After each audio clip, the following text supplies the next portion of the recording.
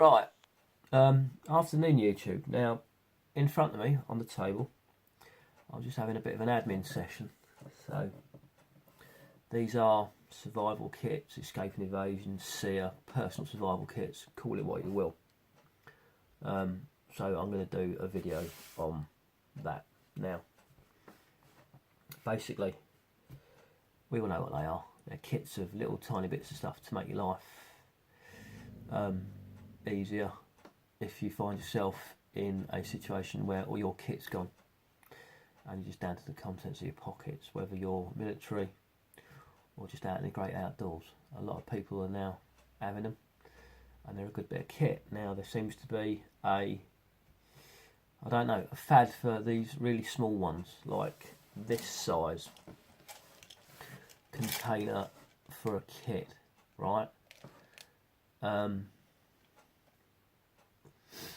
Yeah, to me, that waste of time. Wouldn't even bother with it. Right, I come from an ex-military background, and we got given kits, and then you either kept it as is, just lobbed it in your Bergen, in your belt kit, whatever, or you actually took it and you expanded it and you added extra bits of gear to it, right? So that, to me, no. That's something I'd give to my kids. So there you go, have a play with that, job done, right? No. The amount of kit that people put into one of these, you might as well put into any of these size containers to make a bigger and better survival kit, personal survival kit, whatever you want to call it, alright? So, this container here, this is one of the firms that do torches and all that kind of stuff. They put their stuff in these nice little cases. They're actually waterproof, they float, and they're good, right? So in here, they're clear when you get them. I've just sprayed it. But what I've got in here is that's absolutely full with just bits of stuff. Okay, so you know, and that just sits in a bag, in your bug out bag, your bob, your get home, whatever you want to call it. You know, just takes up no space whatsoever, but it floats. Okay, so there's one. Larger tin, something like that. Just, you know, it's a metal tin, it's just whatever, I can't remember, it's just got flashcards and just odds and sods in it. The amount of kit you can get into that, quite useful, and you can just put that away into the top of your Bergen, whatever, and it's there. Larger kits. If you want to make a large kit, a lot of guys use this.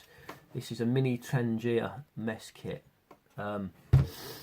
Brilliant piece of kit. This is actually small enough to fit in the old front ammunitions on the old PLC webbing, so that'll take up no room in your vest, wherever you want to put it. But again, you can take the contents out of that and you can actually use it as a mess tin.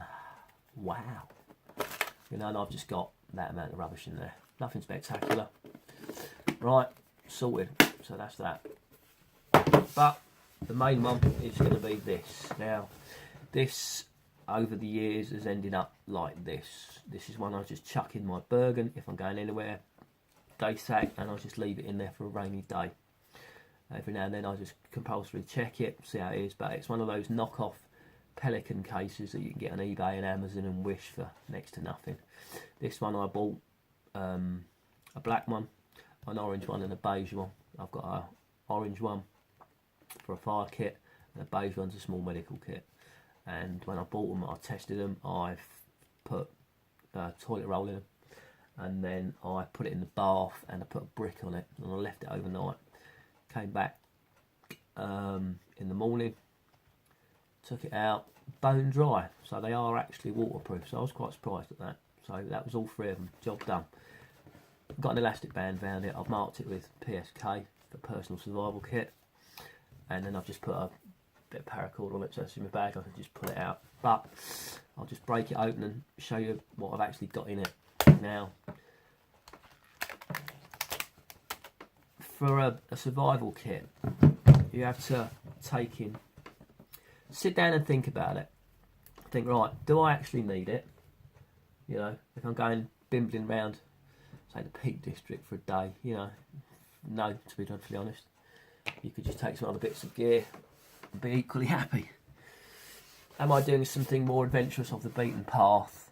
Possibly. you know, it's that kind of thing. It's down to you as an individual. Also, it depends on where you are. This is for the UK, Northern Europe, so there's no deserts in it. So there's, you know, it's mainly fire, that kind of stuff, medical. But I'll break it open. So 1, 2, 3, 4, and that's it. Right. It's amazing. A lot of guys put like their GoPros and stuff in these things because they come in with padded like foam inserts. I've just taken them out. So basically, first things first.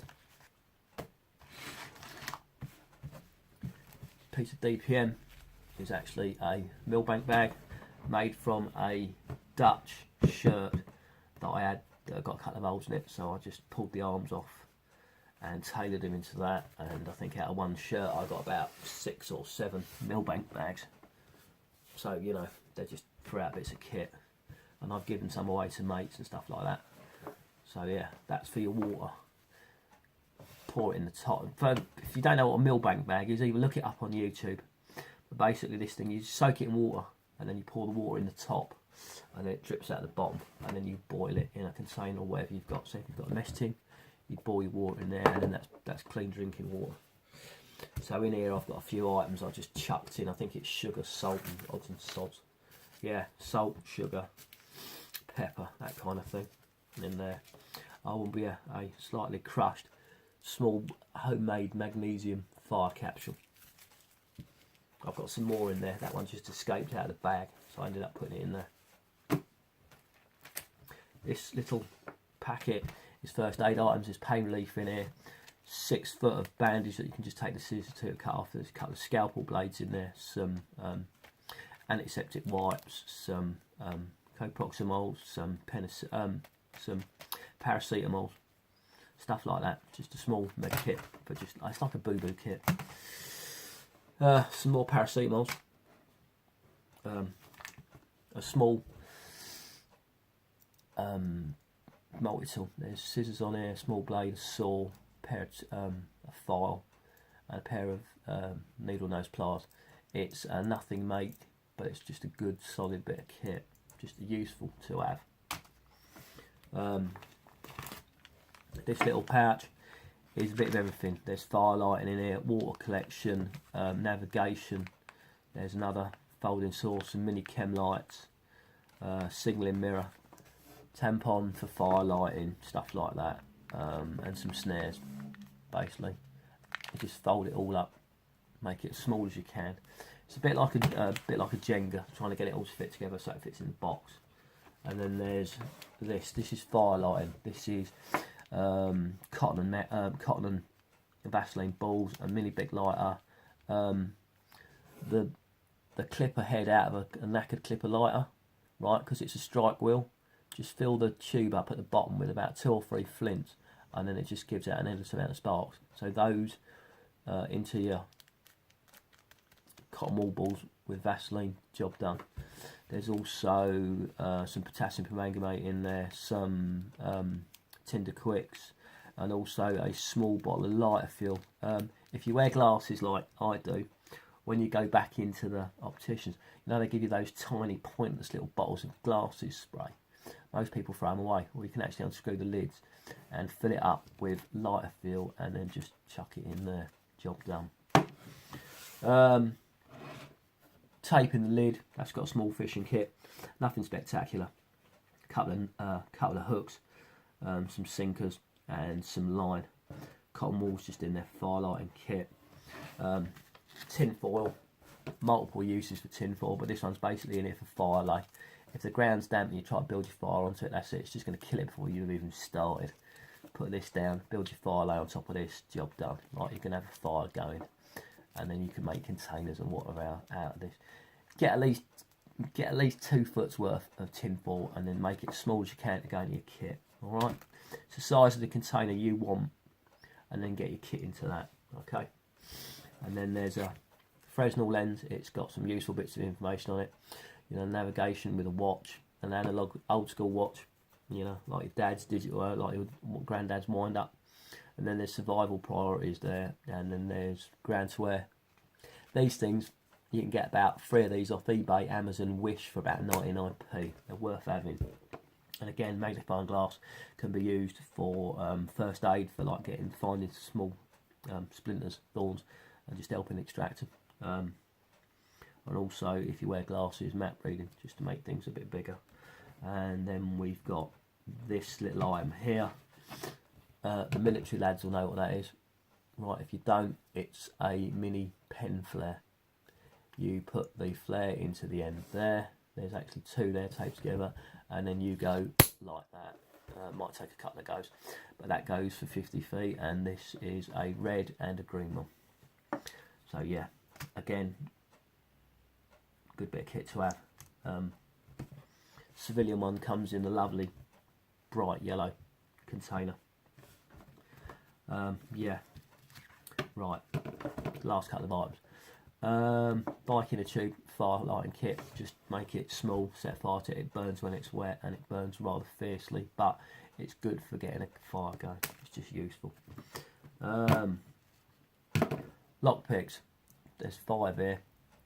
Useful skill to have. These are fairly easy to get hold of now. For ages, these were like a mystique kind of item, you know, James Bond or like the SAS kind of stuff. But you can go looking on these, you can find these now.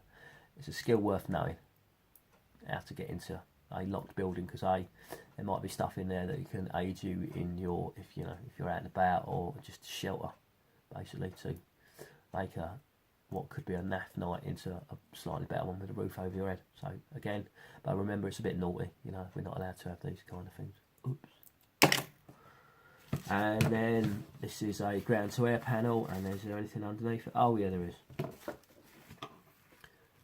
Just a small fishing gig. It's actually a corn on the cob fork out of the barbecue, and all I did was cut it to fit into the bottom of the container. And this is a homemade orange and purple ground to air panel, which is in the bottom there to stop everything rattling.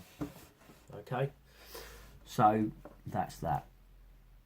If you're going to start one or want to build one, there's already kits that are made.